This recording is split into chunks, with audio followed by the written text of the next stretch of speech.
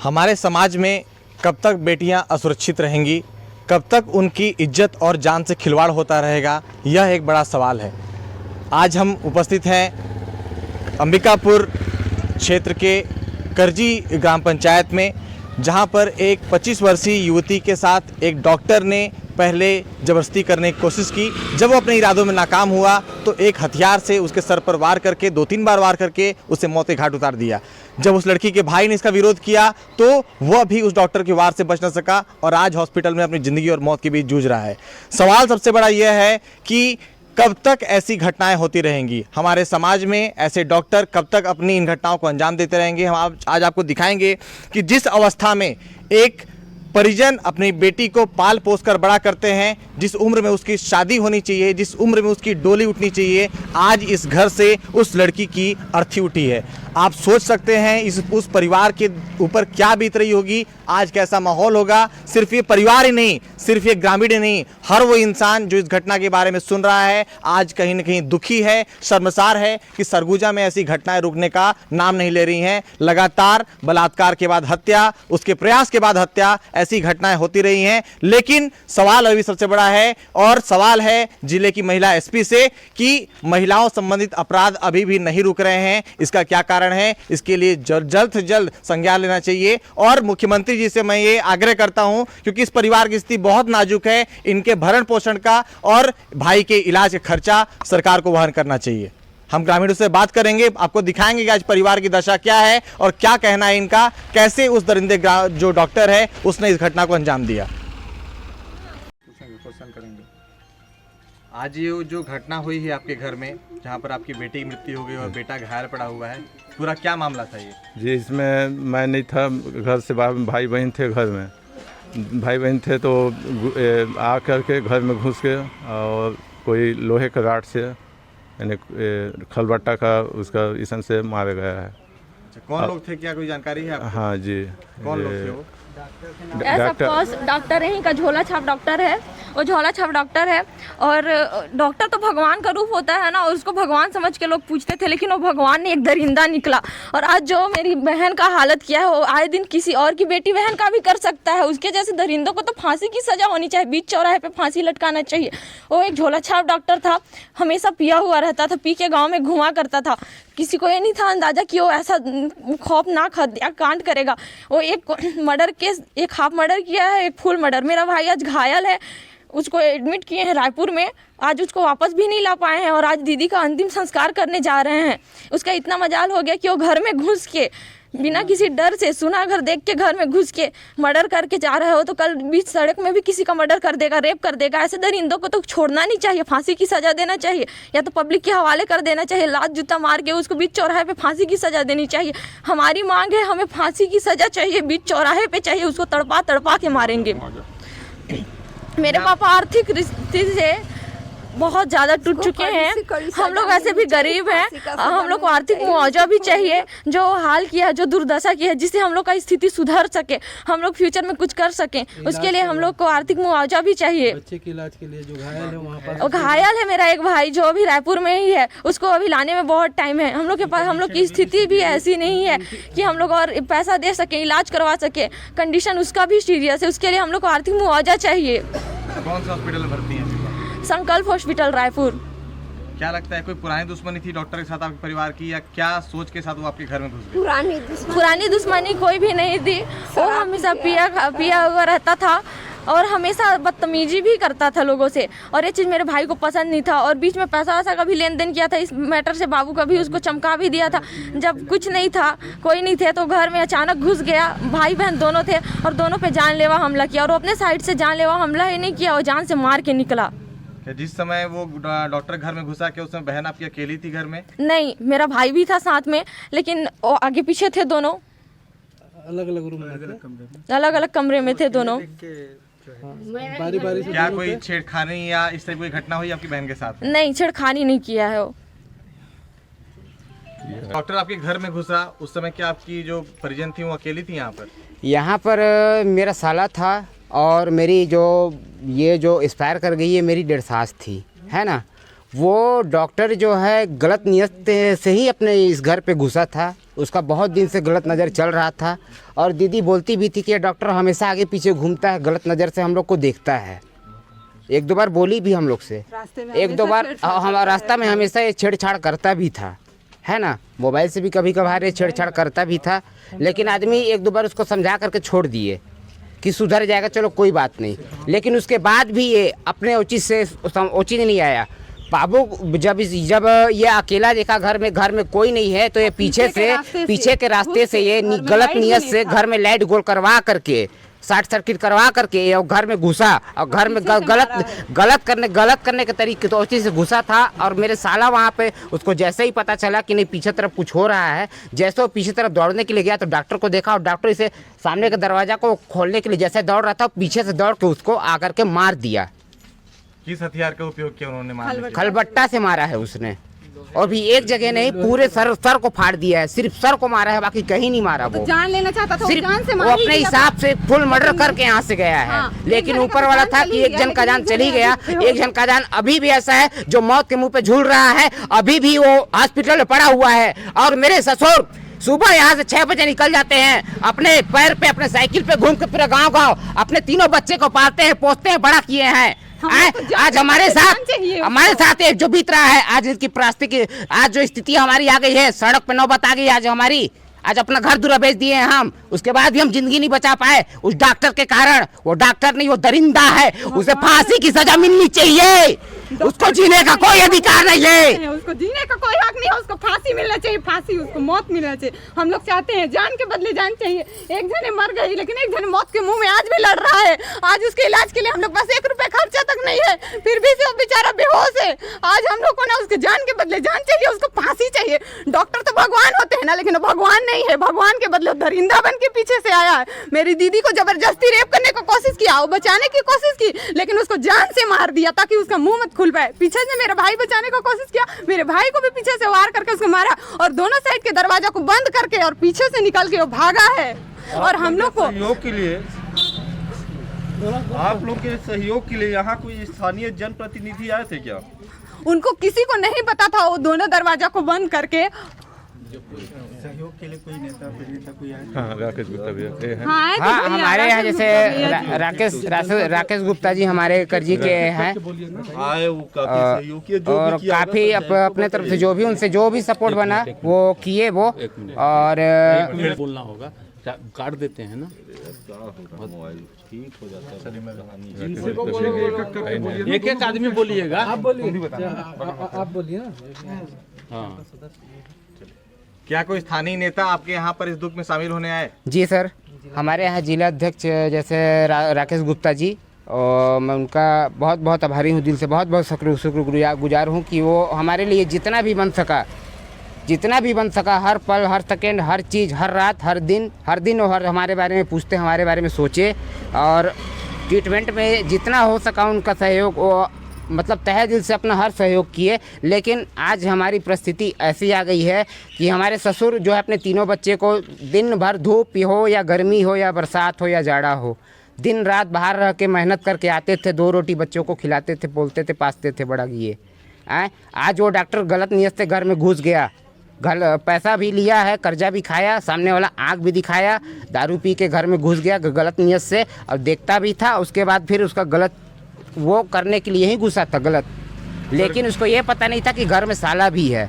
लेकिन साला अंदर वाले रूम पे पढ़ रहा था, और साला जैसे ही उसको लगा कि नहीं पीछे तरफ कुछ हो रहा है, तो अपना बुक छोड़ करके फेंक करके जैसे ही वो बरामदे पे निकला तो डॉक्टर का चेहरा देखा, और चेहरा देखने के बाद डॉक्टर पीछे से उसको दौड़ा के मारा। और सामने का दरवाज़ा खोलने के लिए दौड़ रहा था और पहुंच भी नहीं पाया दरवाज़ा के पास, और उसको वहीं मार दिया वो। और जैसे उसको मारा वो गिर ही गए साला साहब।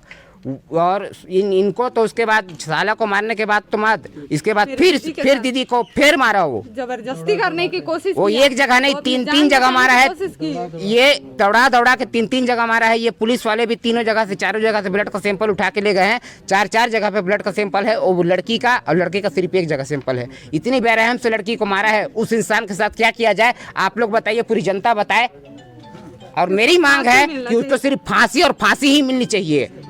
सरगुजा में लगातार ऐसी घटनाएं हो रही हैं जहां पर बलात्कार के बाद उनकी हत्या कर दी जाती है या प्रयास कर हत्या कर दी जाती है। इस बारे में क्या सोचना है आपका? सिर्फ यही कहना है कि उनको सिर्फ सजा दे के छोड़ दिया जाता है। ऐसे बलात्कारियों को तो इस दुनिया अरे में ऐसे छोड़ना ही बलात्कारियों नहीं को है। ना आज हम उसको पब्लिक छोड़ के देंगे। हवाले में छोड़ देना चाहिए, तब पब्लिक सुधरेगी।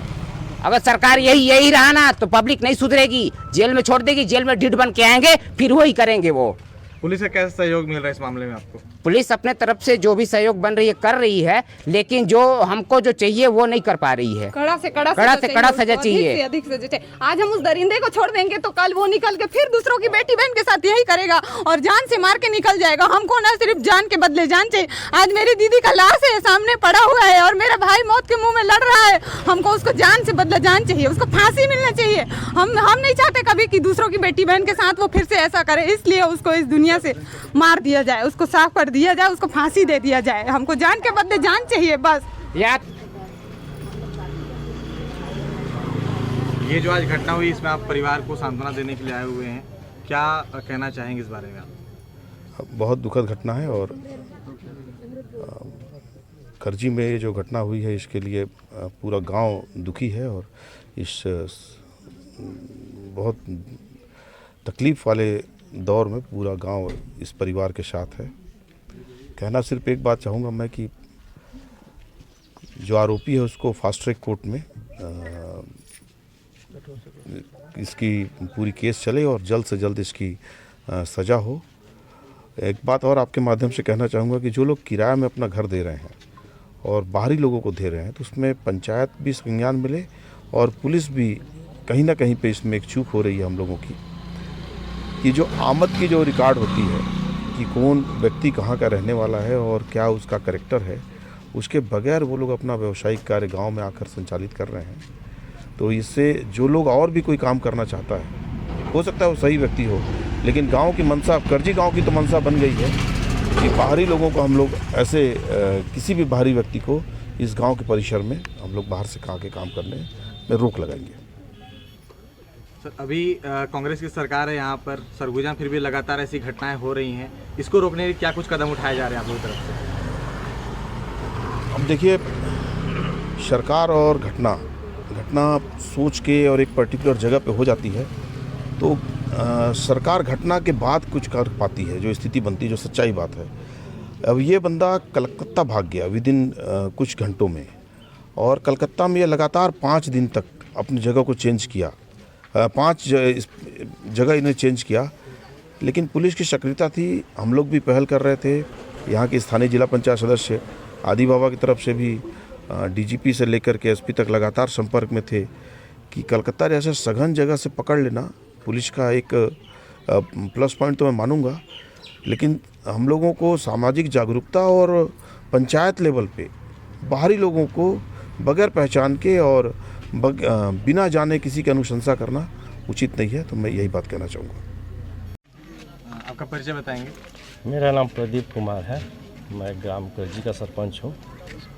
ये जो घटना आपके गांव में घटित हुई है, जो परिवार की हानि हुई है, इसके लिए क्या किसी प्रकार की सहायता राशि आपने दिलवाने की कोशिश की है? जी जी जी, हम लोग का जो एक योजना रहती है श्रद्धांजलि योजना के तहत, ठीक ना, उसके लिए हम लोग कुछ पैसा देते हैं दाह संस्कार के लिए, जिससे परिवार वालों को सहायता हो जाती है।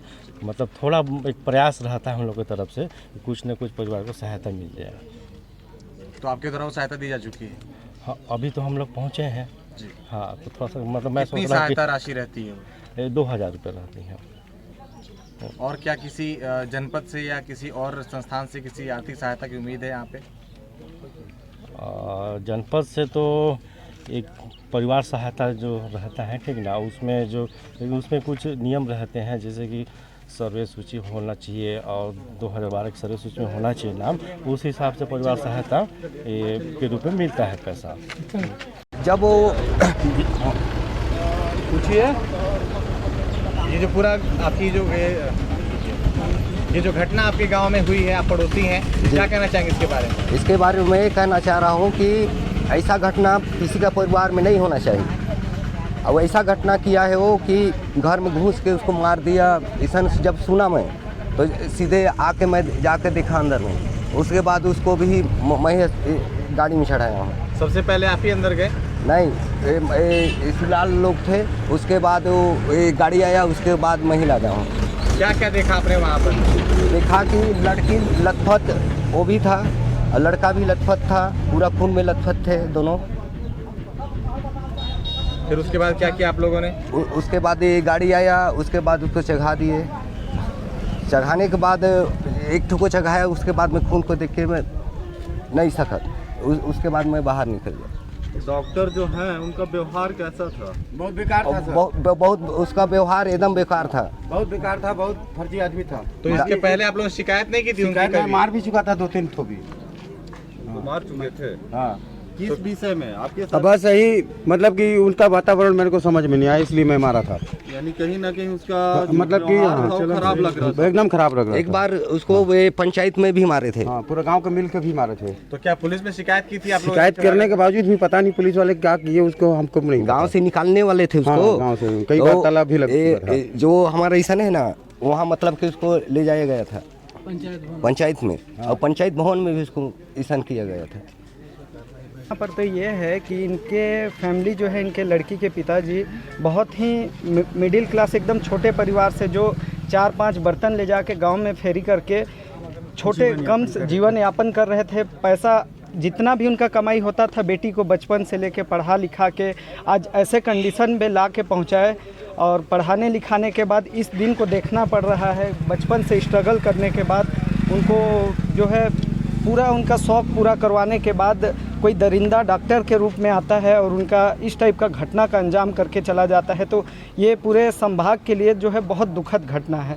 ऐसे घटना का कड़ी से कड़ी कार्रवाई हो, ताकि और भी गरीब परिवार में ऐसे दोबारा ऐसे कोई प्रयास करने के नाम से डर जाए। जो है देखिए, गरीब परिवार की एकदम दुखद कंडीशन में आज पूरा परिवार, पूरा गांव में मातम छाया हुआ है, और ऐसे घटना को बार बार यहाँ सरगुजा में या और भी जगह में घटना को अंजाम दे देते हैं। तो ये बहुत ही दुखद है। और सरगुजा में आए दिन ऐसा मतलब महीने में 4-5 केसेस अक्सर आ रहे हैं। ये बहुत ही मतलब निंदनीय है। गरीब परिवार है, मैं तो शासन से मतलब इसमें मांग करेंगे हम लोग कि इनका कुछ सहायता करे, आर्थिक रूप से कोई भी सहायता। अभी तक जो है गांव के सरपंच या सचिव जो भी अभी तक हैं, जो कोई भी सहायता अभी तक तत्काल दे नहीं पाए हैं। मैं इनका मांग करूंगा, ऊपर से शासन प्रशासन से भी निवेदन करूंगा कि इनका स्थिति को देखते हुए उचित कार्यवाही के साथ इनको मुआवजा कुछ भी राशि दें, ताकि इनका आर्थिक स्थिति में सुधार आ सके। डॉक्टर अकेले थे कि और कोई सहयोगी है? अभी तक तो जैसा सुनने में आया है कि डॉक्टर दरिंदा के रूप में डॉक्टर का अकेला ही मतलब इस टाइप का घटना का अंजाम दिया है। अब जैसे पुलिस अपना कार्रवाई करने के बाद शायद वो खुद बयान दे दे। जिसके साथ घटना हुआ है वो तो आज घटना में जो है उनका डेथ हो गया। और भी कोई सहयोगियों के नाम सामने अभी नहीं आया? नहीं, अभी कुछ पता नहीं चल पाया है। दरअसल क्या हुआ था, अभी मतलब जैसा कि ग्रामीणों द्वारा और घर परिवार द्वारा पता चला, हाँ, कि लड़का इस अंजाम को पहले भी मतलब 1 माह पूर्व भी इस अंजाम को देने की कोशिश कर चुका था, लेकिन वो उसमें नाकामयाब था। फैमिली मेम्बर्स थे, गांव वाले लोग थे, उन्होंने काफ़ी मतलब सहयोग किया, बचाया, और फिर पंचायत हुई, बैठाया गया, बातचीत की गई उनसे, और फिर से समझाया गया, दबिश दी गई कि तुम्हें यहाँ से निकाल देंगे, हटा देंगे। काफ़ी मतलब गांव का सहयोग रहा उसमें। उसके बाद भी उसने कहा कि अब दोबारा हमारी तरफ से ऐसी गलती नहीं की जाएगी। लेकिन 1 माह बाद अभी बीते सोमवार को उसने ऐसा ही किया। घर में देखा कोई नहीं है, न पिता थे ना ही उनकी माता थी, और उसने खाली घर देख करके गंदी नीयत से, हाँ, गंदे इरादों को अंजाम देने पहुंचा वो लड़की के पास। लेकिन दुर्भाग्यवश उसका भाई भी एक अलग कमरे में सो रहा था, तो उसने लड़की के साथ दरवाज़ा बंद करके गलत करना चाहा, लेकिन मतलब लड़की ने शोर मचाया, हल्ला किया। उसका भाई उठ के आया तो उसके भाई को भी मारा और लड़की को भी मारा। अपने घटना को अंजाम नहीं दे पाया, गंदे इरादे को अंजाम नहीं दे पाया। फिर उसके बाद में उसने दोनों को मारा और मार करके वहाँ से चुपचाप भाग गया। फिलहाल में प्रशासन की भी मदद मिली, प्रशासन उसे उठा के लाई। भाग गया था कलकत्ता से प्रशासन वहाँ से उठा के लाई, लेकिन अभी तक मतलब उसका कुछ पता नहीं चला कि उसके साथ हो क्या रहा है, प्रशासन के द्वारा क्या कार्रवाई की गई, उसकी ना ही सूचना है ना ही जानकारी है हमें। यह है कि सपोर्ट काफ़ी मिला ग्रामीणों का, प्रशासन का, हर किसी का।